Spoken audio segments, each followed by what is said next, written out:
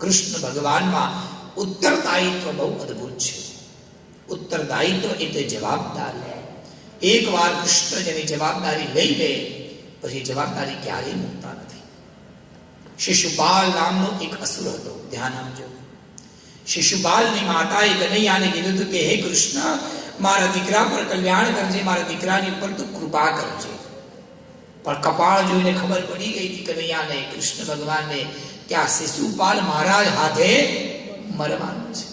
એટલે ઉત્તરદાયિત્વ સ્વીકાર્યું નહીં, ન સ્વીકાર્યું. માએ વાર કીધું કે બેટા કનૈયા, તારે મારા દીકરાનું ધ્યાન રાખવું જ પડશે. તું મારો દીકરો છે, તારો નાનો ભાઈ જેવો છે.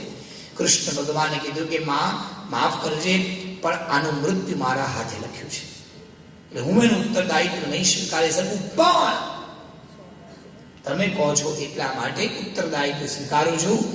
1, 2, 3 કરતા કરતા 100 ભૂલ હું એની માફ કરીશ, પછી એનો વધ કરીશ. ભગવાને સ્વીકાર્યું છે. એક બહુ જ મજાની ઉત્તરદાયિત્વની વાત કરું. બોલો જય શ્રી કૃષ્ણ. કૃષ્ણ ભગવાન એક વાર એમના ફોઈબાને મળવા ગયા. ફોઈબા બીમાર સૂતા હતા, એટલે જઈને ફોઈબાનું માથું કનૈયાએ પોતાના માથા ખોળામાં રાખ્યું. ફોઈબાના માથે હાથ ફેર્યો. ફોઈબાએ ફરિયાદ કરી કે કુંતી મારી બહેન થાય, કુંતી તારી ફોઈબા અને હું તારી ફોઈબા.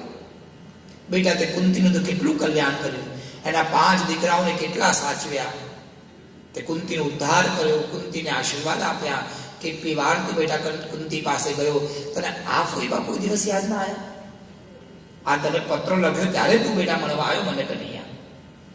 વાત સાચી છે, ફોઈબા ટાઈમ જ નહોતો મળતો, શું કરું કહો. પણ તું ના આવ્યો, મને મારી કેટલી ચિંતા છે. કનૈયાથી બોલાઈ ગયું, તમે મૂકો તમારી ચિંતા બધી, મને આપો. તમે હવે ભગવાનના ઘરે જાઓ, આ બધી માથાકૂટમાં મોહ માયા જંજાળમાંથી મન મુક્ત કરો અને ભગવાનનું નામ લો. તમારે જે ટેન્શન હોય, જે તકલીફ હોય, મને કહી દો, આઈ વિલ ટેક કેર. એટલે ફોઈબા તને બૂમ પાડી, શુદ્ધ કીર્તિ બેટા જે બહાર આવજે. એટલે દીકરી રસોડામાંથી બહાર આવી અને ફોઈબાએ પોતાની દીકરીનો હાથ કનૈયાના હાથમાં આપી દીધો. બોલો કૃષ્ણ કનૈયા લાલ કી. અને કૃષ્ણ ભગવાને ફોઈબાની દીકરી જોડે લગ્ન કર્યા અને એ ઉત્તરદાયિત્વ કૃષ્ણએ સંભાળ્યું.